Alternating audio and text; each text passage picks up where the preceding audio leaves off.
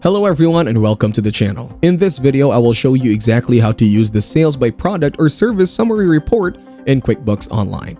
In QuickBooks, click on Reports from the left dashboard. Now scroll down and here you will find different options. Click on Sales by Product or Service Summary. This report displays all the products and services you have sold over the selected period. You can see the quantity, amount, and percentage of your total sales, as well as the average price that you sold the product or service for.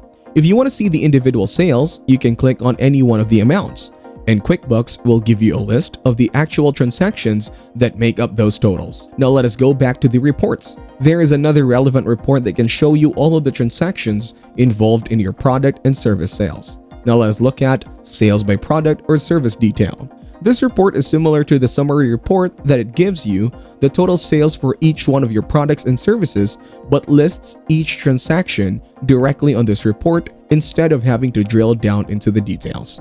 Thank you everyone for watching. Hope you got some value. Make sure to like the video and subscribe to our channel. Leave a comment down below. See you in the next one.